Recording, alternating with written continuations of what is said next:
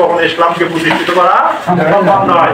এই স্বাধীনতার 54 বছর পরে এই বৈষম্য দুর্বৃত্ত করার জন্য, এই পশ্চিম পাকিস্তানের শোষণ থেকে বাংলাদেশকে মুক্ত করার জন্য এই বাংলাদেশের মুক্তিযোদ্ধারা 1971 সালে জীবন দিয়েছিলেন এই দেশটাকে শোষণ মুক্ত করার জন্য।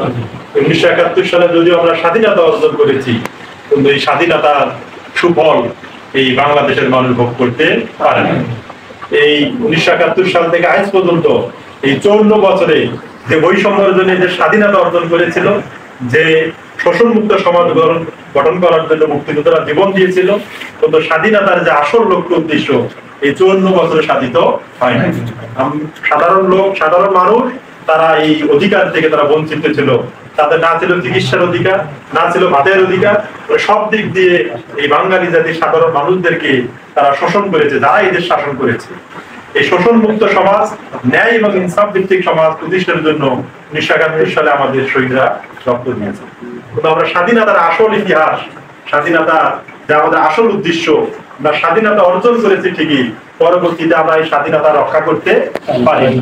কারণ আপনি দেখবেন যে এই যে জিনিসটা ন্যায় এবং ইনসাফ প্রতিষ্ঠিত করতে পারে, এই 54 বছর আমরা ওই জিনিসটা থেকে অনেক দূরে ছিলাম।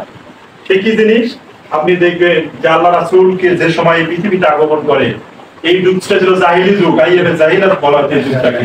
এই যুগটাতে মেয়ে সন্তান হলে তাকে জীবিত হত্যা করা হতো, নিজের ছেলে নিজের মায়ের সাথে জেনা করতো। এমন কোন অপকর্ম নেই যে ওই যুগে ছিল না।